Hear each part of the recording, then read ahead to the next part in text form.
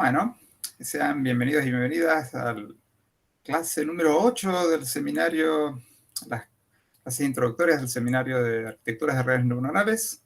Hoy día vamos a ver arquitecturas para el procesamiento multimedia. Empezamos con, entonces vamos a ver Visual Transformers, o sea, la arquitectura de transformadores que vimos la clase pasada, en la dos clases anteriores, aplicada a imágenes.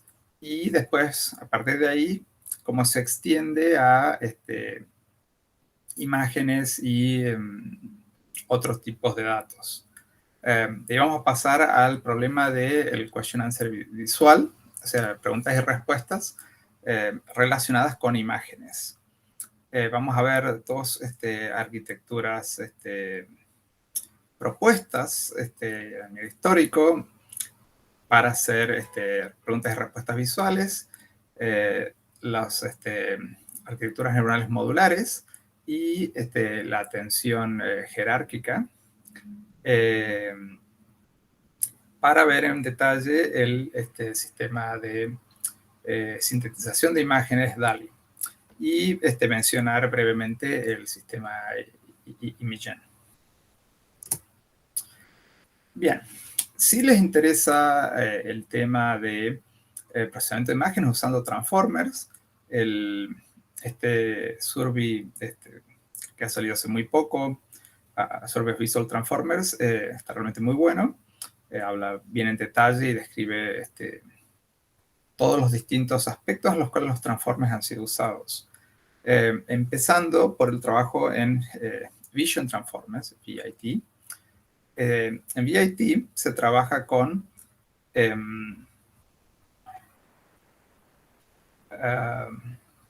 rectángulos sin solapar de la imagen. O sea, los transformers que vimos hace dos clases usan una entrada simbólica. ¿Sí? Tenemos que tener estos mensajes, ¿sí? Estos tokens para cada posición. Y después tenemos la extensión. Bien, una imagen, si nosotros usáramos el valor de cada píxel, es demasiada el tamaño para hacer atención, y aparte de eso, el nivel de abstracción no funciona. Entonces, necesitamos conseguir algo que tenga un nivel de granularidad más alto. Una idea de imagen, de palabras visuales, ¿sí? Y eso es un concepto que hoy durante toda esta clase vamos a ir viendo cómo se consiguen esos niveles de abstracciones para poder usar estas otras técnicas.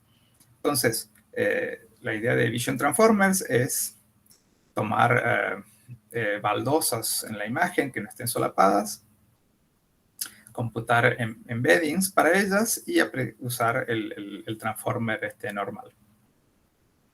Lo interesante en imágenes es que los embeddings de posiciones que se usaban en el texto usando la función sinusoidal para los embeddings de posiciones, aquí usamos embeddings posicionales que se pueden aprender, pero se interpolan para obtener la codificación de la información en dos dimensiones. Lo más importante para recordar acá es que como los transformers no tienen un sesgo inductivo como las redes convolucionales, a menos que la cantidad de datos sean masivas, estamos hablando en el nivel de millones de datos, ¿sí? No generalizan, ¿sí? Entonces, hay como un trade-off, hay como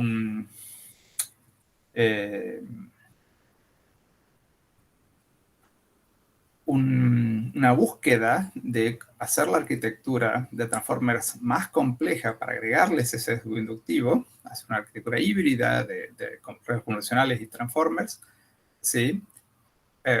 Porque muy pocas instituciones o personas pueden llegar a trabajar con esta cantidad de de datos y de poder de cómputos.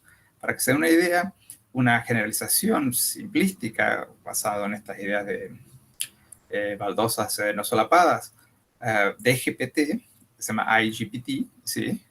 Lleva 2.500 días de GPU para entrenar. Entonces, la gran pregunta, digamos, entonces, ¿cómo podemos hacer este tipo de cuestiones híbridas? Una forma es hacer una red convolucional y poner un transformer al final, ¿sí? Otra forma que es, usan el concepto de Teacher-Student Distillation, que vamos a ver en la clase siguiente, en la cual una red neuronal aprende no a partir de los datos finales, sino aprende a partir de otra red neuronal ya entrenada. ¿Sí? Eso se usa en general para generar una red más compacta. Aquí, en cambio, usamos una red convolucional como el teacher, ¿sí? Como la red maestra, y el transformer como la red aprendiz. Y curiosamente, esto genera una red final aprendida, un transformer, que es más efectiva que la red CNN original. Bien, para imágenes hay una serie de actividades comunes. Tenemos detección de objetos, tenemos segmentación semántica y tenemos segmentación panóptica. Para detección de objetos se suele partir en dos partes. El cuello de la segmentación y la espalda de la segmentación. El cuello es encontrar en la imagen los rectángulos, las bounding boxes, donde aparecen posibles distintos objetos. Y a partir de ahí se hace la clasificación, que es lo que le llaman la espalda, el backbone. Para hacer la parte de clasificación no es tan interesante. Cualquier modelo sigue siendo válido para esa clasificación, pero los transformers ayudan bastante a la hora de hacer bounding boxes, a la hora de hacer el cuello de la detección de objetos. Para eso hay una arquitectura que se llama Detection with Transformers.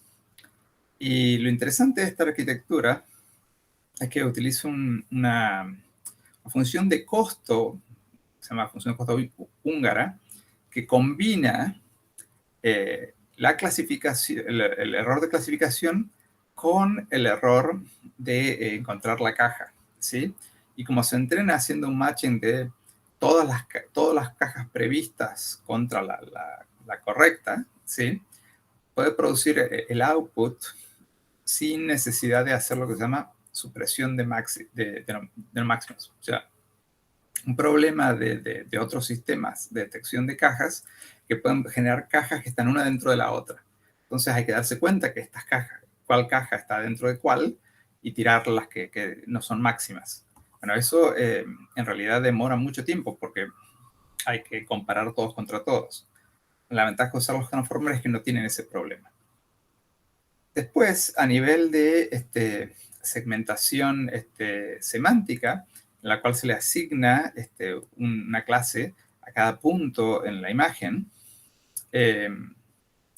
los transformers también tienen ventajas respecto a las CNNs, porque las CNNs, si nos acordamos, en las redes de convolución nosotros vamos haciendo generación de features y abstracciones a través de capas de max pooling que van achicando el tamaño del input.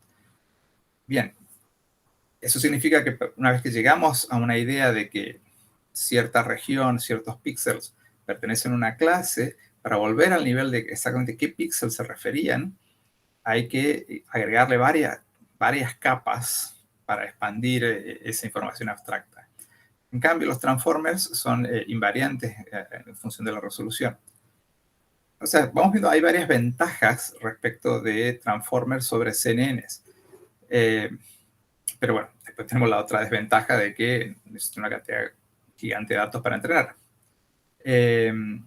Y lo último es lo que le llaman segmentación panóptica, en la cual no solamente queremos poder clasificar de que este píxel le pertenece a una persona, y este otro píxel le pertenece a una planta, sino que si hay varias personas en la imagen y varias plantas en la imagen, este píxel le pertenece a la planta número 1 y este píxel le pertenece a la planta número 2, ¿sí?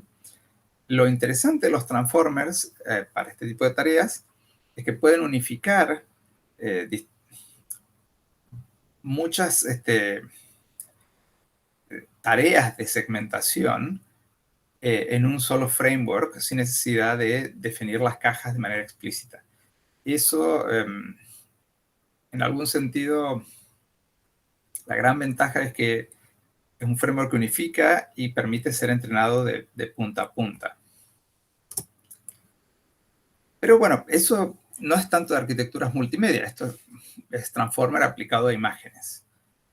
Si queremos ir fuera de imágenes, lo primero que ahora está muy de moda es el uso de nubes de punto en 3D, ya sea a través de reconstrucción bifocal o, más interesante, a través de nubes de puntos usadas por LIDAR, por un tipo de radar.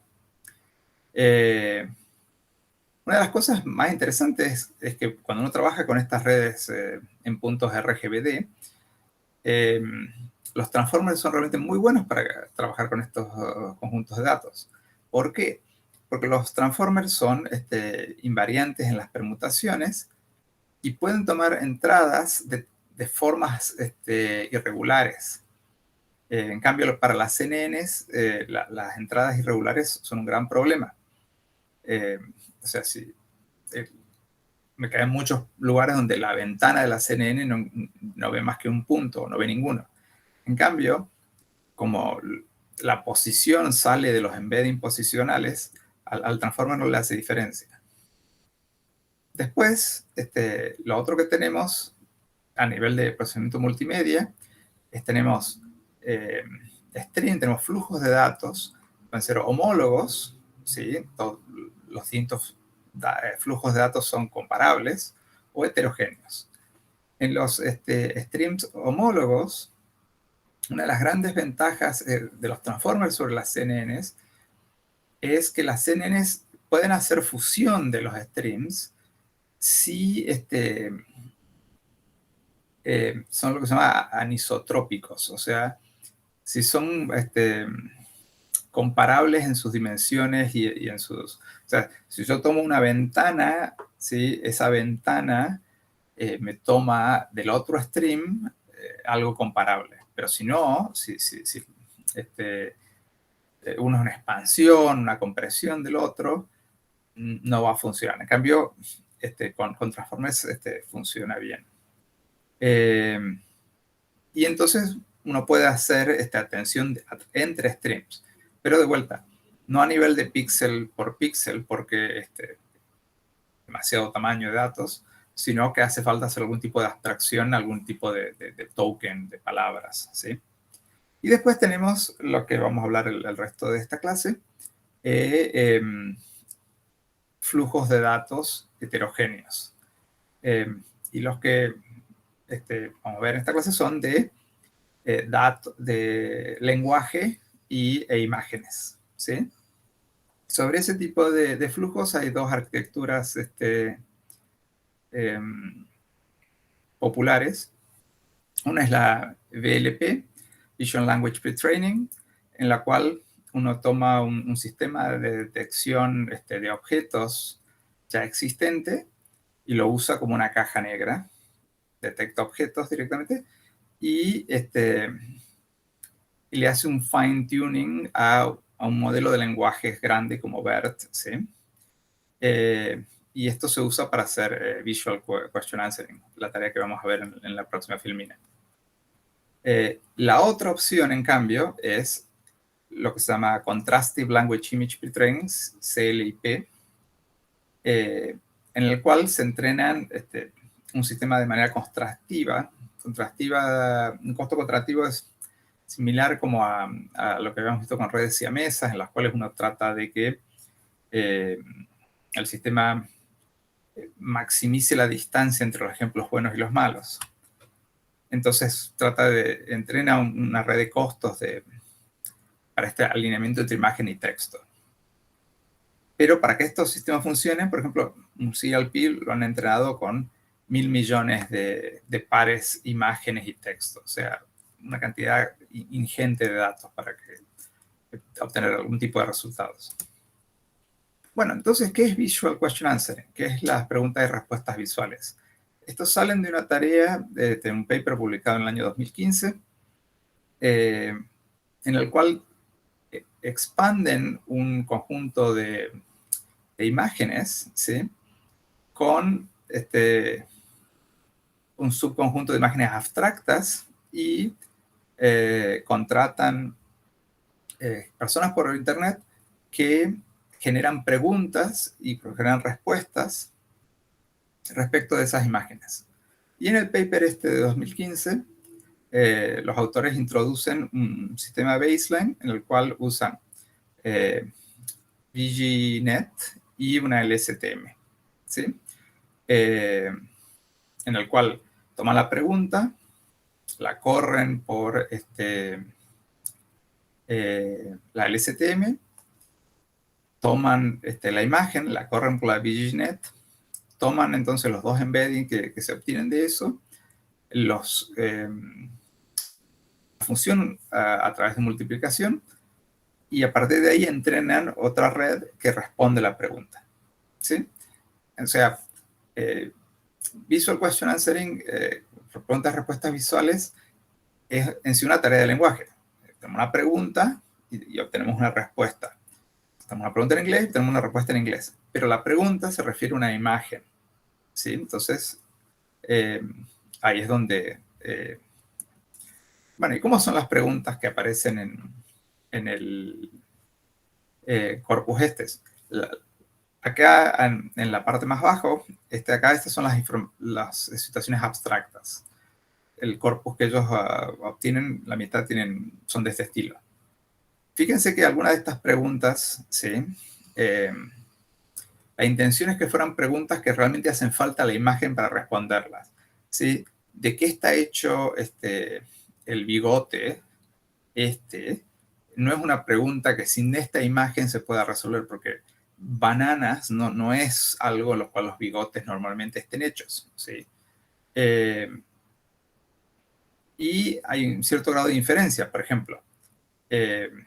Esta persona tiene visión perfecta y no, tiene puesto anteojos, y son anteojos claros, no son anteojos de sol, ¿sí?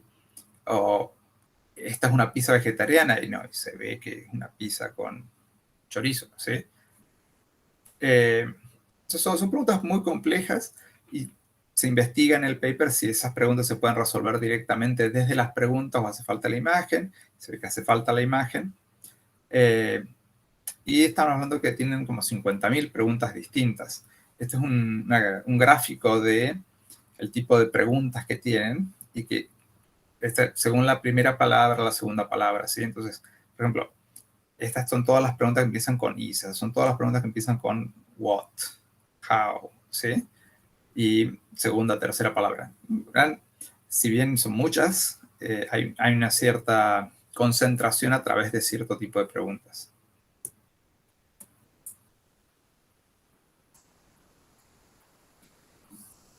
Es muy interesante recalcar cómo la disponibilidad de datos y datos de calidad cambia la dirección del curso de investigación. ¿Sí? O sea, la introducción del corpus del conjunto de imágenes con preguntas y respuestas anotadas de Visual QA genera una gran cantidad de artículos y trabajos de investigación que usan esos datos y proponen distintas soluciones. El paper que vamos a ver ahora se llama Neural Module Networks y un paper bastante viejo ya a esta altura, pero yo se los quiero mostrar sobre todo por el hecho de que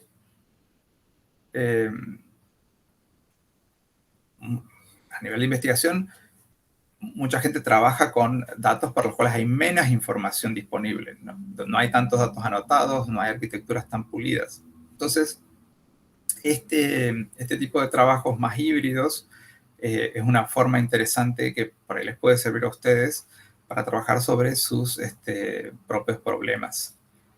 Entonces, acá los autores trabajan sobre Visual Question Answering, ¿sí? Y usan un sistema simbólico para analizar la pregunta, y a partir del resultado del análisis simbólico de la pregunta, arman una arquitectura de red neuronal en función de lo que el sistema simbólico entiende, bueno, estadístico simbólico, ¿sí? Entiende de la pregunta, ¿sí? Y esa arquitectura de la red neuronal está armada con módulos, lo llaman módulos neuronales, ¿sí? Y tienen distintos tipos de módulos. Módulos de atención que buscan palabras, conceptos como perro, ¿sí? Y si bien se llaman atención, no tiene nada que ver con la atención de Transformers. Módulos de etiquetamiento como dónde y otros tipos de módulos. Ahora vamos a ver la lista en detalle, pero bueno, tenemos acá la imagen, que es esta imagen bastante compleja de alguien pintando con un perro ahí, etcétera, y la pregunta es ¿dónde está el perro? ¿Sí? Entonces el sistema eh, usando el parser, el analizador sintáctico, genera toda esta arquitectura de redes de red neuronal, en el cual la CNN, el output de la red convolucional que procesa la imagen, va a estos módulos neuronales marcados, el módulo para perro, el módulo para dónde, y todo esto entonces se combina para generar la salida sofá. Y estos son el tipo de módulos neuronales que tiene el sistema. Tenemos un encontrar, que toma una imagen y devuelve una atención, transformar, que va de una atención a una atención, combinar, que toma dos atenciones y devuelve una atención, describir, que toma una imagen, una atención y devuelve una etiqueta, y medir, que toma una atención y devuelve también una etiqueta. Y acá hay ejemplos un poco más complejos. Por ejemplo, uno, digamos, acá no está la pregunta, pero uno puede tratar de entender cómo sería la pregunta en función de los módulos que están elegidos. Es cuál es el color, ¿sí?, de la corbata, y el resultado es amarillo. Y aquí tenemos encuentre algo rojo, encuentre un círculo, ¿sí? Entonces algo rojo arriba de un círculo, y nos queda esto de aquí, y la respuesta es sí. Entonces hay algo, hay algo rojo arriba de un círculo, ¿sí? Y la respuesta es sí.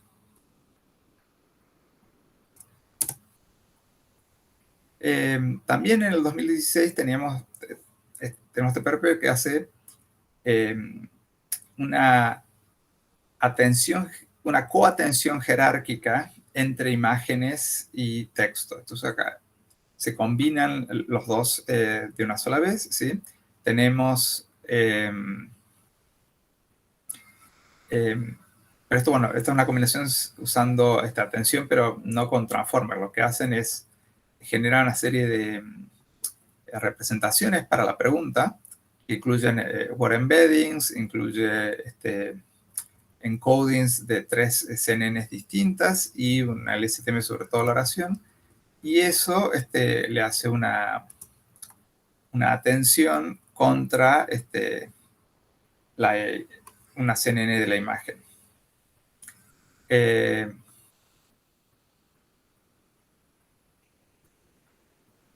Y acá la parte interesante también es el hecho de que hace esta atenciones jerárquicas sobre estas 3 jerarquías distintas sobre la pregunta inicial.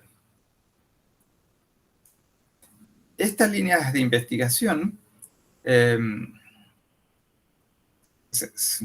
fueron progresando y mejorando con el tiempo, hicieron cada vez más complejas, y en algún momento hubo reset, por así decirlo, arquitecturas un poco más sencillas a nivel conceptual, pero que se entrenan con muchísimos más datos y tienen muchos más parámetros.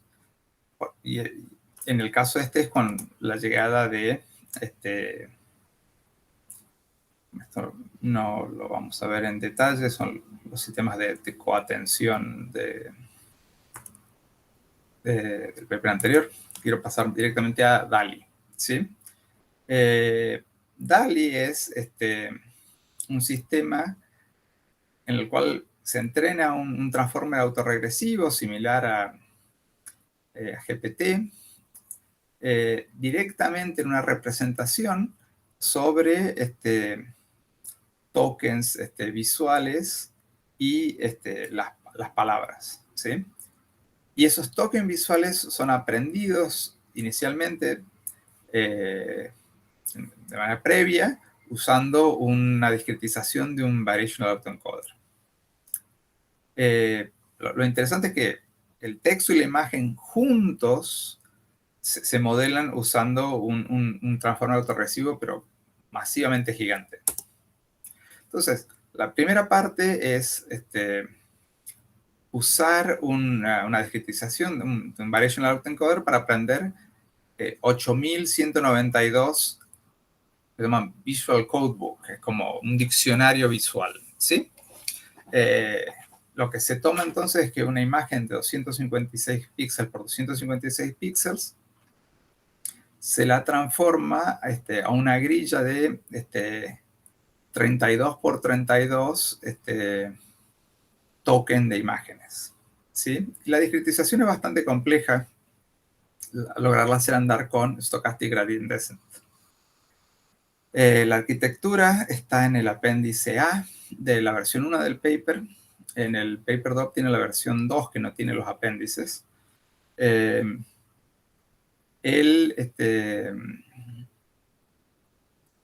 sistema, el Variation Autoencoder usa una ResNet con res blocks de tipo bottleneck.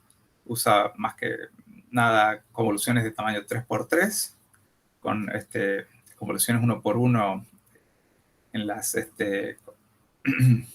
conexiones saltadas. La primera convolución del encoder es 7x7 y la última del encoder es 1x1. Produce una salida, entonces 32 por 32 por 8192. Y usa max pooling para el downsampling y near neighbor para el upsampling. Entonces, encoder se entrena sobre los datos y los datos son un cuarto de millón de imágenes. No, son 250 millones de imágenes. Ahí está. Entonces, y lo que generan, esta es la imagen original y esta es la imagen con la salida del autoencoder. Lo que vemos es que el autoencoder hace un suavizado de la imagen que se pierde la exactitud de las líneas, pero se mantiene el espíritu de la imagen. La imagen está del gato, no se ve tan mal. Acá esta imagen no se ve tan mal, pero las letras se ponen bastante ilegibles. Y acá vemos que algunas de los firuletes se pierden prácticamente totalmente. Pero bueno, esto transforma el problema de algo gigantesco a nivel de parámetros a algo tratable con una cantidad gigantesca de hardware. ¿Y qué tanto es el hardware? ¿Sí? Y estamos hablando de que esto lo entrenaron en un clúster con 1000 GPUs. ¿Sí? Y porque el sistema total tiene 12.000 millones de parámetros. ¿Sí? Está entrenado sobre 250 millones de pares, imágenes, texto. El input son, entonces, 256 tokens de texto más 1024 tokens de imágenes. Y las tokens de imágenes vienen del Variational Autoencoder que vimos en la filmina anterior. Entonces, esto es un decoder, un transformer que es decoder only, como GPT. Tenemos 62 cabezas, 64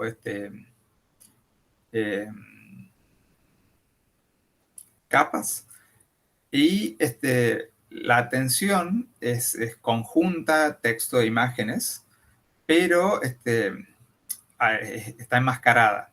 Y la máscara para la imagen es una máscara causal, o sea, las palabras miran hacia atrás, ¿sí?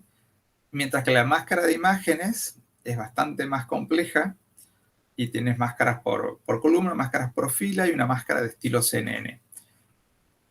Y esas máscaras de atención van cambiando en función de, hace como subbloques según la capa. La primera capa hace una máscara por fila, la siguiente hace por columna, después fila, fila, fila, columna, fila, etc. Y la otra cuestión es que el modelo en sí ocupa 24 GB de RAM, pero la GPU que tienen 16 GB de RAM. Así que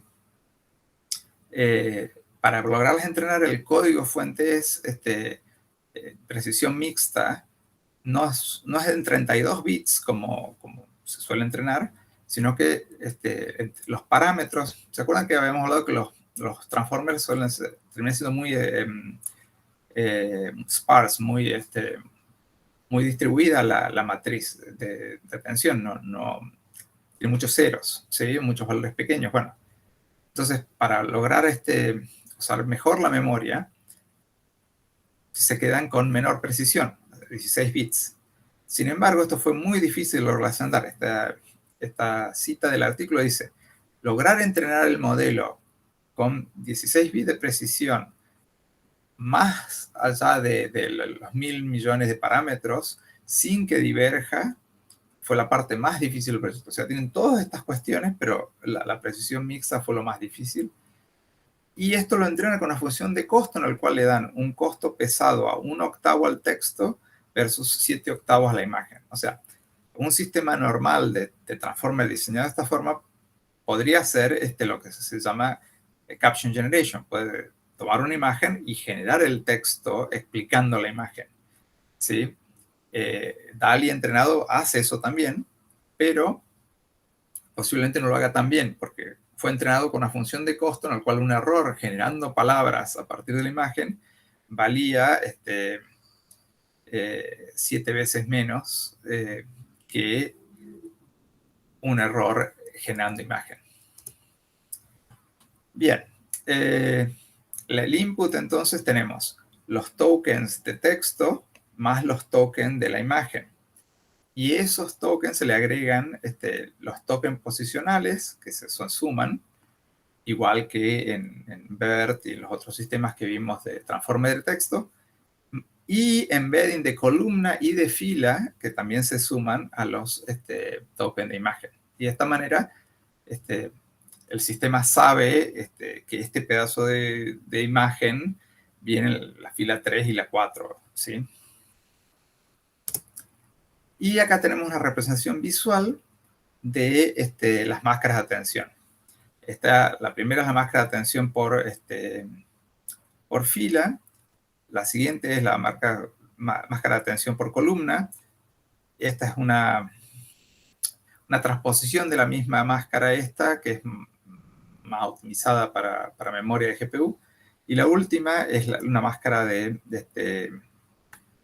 atención convolucional.